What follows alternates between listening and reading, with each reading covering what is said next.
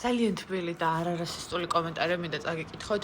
ოსტები ჩვენი კულტურის და ეთნოსის ნაწილია და საქართველოს სრულფასოვანი ნაწილია ისეთივე როგორც ყველა დანარჩენი კუთხე.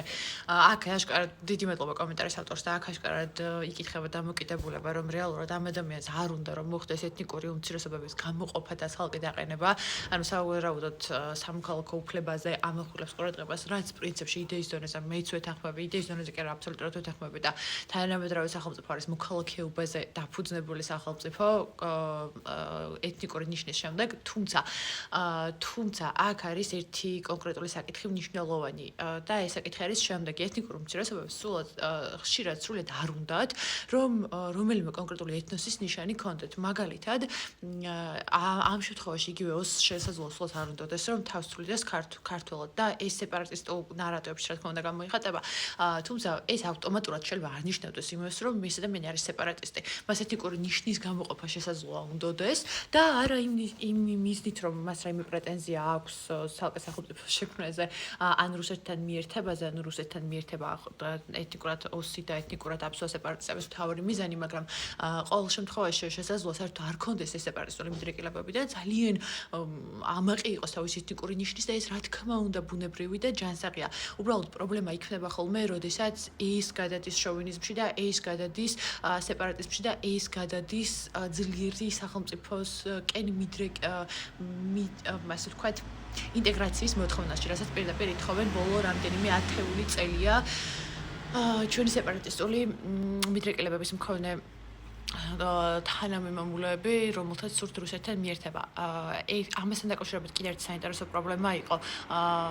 მაგალითად, როგორც ვიცით, შუა საუკუნეებში უფრო ადრე, ბევრად უფრო ადრეც, მაგრამ განსაკუთრებით შუა საუკუნეებში საქართველოს ტერიტორიაზე, როდესაც მოხდა საქართველოს დაშლა, განსაკუთრებით დიდი რაოდენობით ჩამოსახლდა ეთნიკურად განსხვავებული ნიშნის მქონე ადამიანები.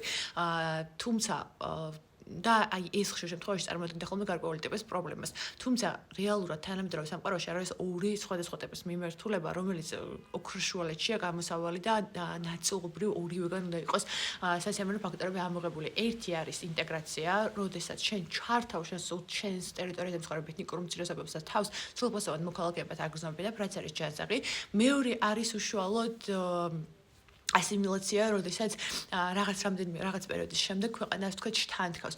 თუ აღარ არის ბუნებრივი შუალედი და მხოლოდ ინტეგრაციაზე არის და იმ ჩამოსახლებულ ეთნიკურ უმცირესობებს შენობით აბსოლუტურ კომფორტს კი არა, უქმნი აბსოლუტურად მისი საცხოვრებელი ადგილის იდენტურ გარემოს ხდება ის, რაც დღეს მაგალითად ხდება დიდ ბრიტანეთში და უდიდესი გამოწვევის წინაშე არიან ისინი და რეალურად მათი კულტურული არსებობა, ეგზისტენციალური თვალსაზრისით მათი კულტურული არსებობა უკითხვის ნიშნის ქვეშ დღება. იგივე მოხდა საქართველოს შემთხვევაშიც ალბათ რაღაც გარკვეულ შესაბამისად თუ არ გავამახვილებთ ყურადღებას და მოკლედ აი ორი სიტყვით რომ შევაჯამო, ანუ მე ძალიან ვეთანხმები ამ სულისკვეთებას, ისინი ქართველები არიან, რადგან საქართველოს ტერიტორიაზე დაიბადნენ, რომელი ეთნიკური და აბსოლუტურად ეთნიკურად ოსი, რომელიც დაიბადა საქართველოს ტერიტორიაზე, იქნება ეს შიდა ქართლი ისტორიული, ანუ დღევანდელი ცხინვალის რეგიონი იქნება ეს აფხაზეთის კუთხე, ამას არ აქვს მნიშვნელობა. უბრალოდ ის, რომ მათ ეთნიკური ნიშნის გამოყოფა შესაძლოა უნდოდათ და ამის აღიარება, ეს მათი მხრიდან დანაშაულს არ წარმოადგენს და ჩვენს არ უნდა ვეცადოთ, რომ ასე ვთქვათ, ეს მივაწოდოთ და როგორც მოსაწონი რამ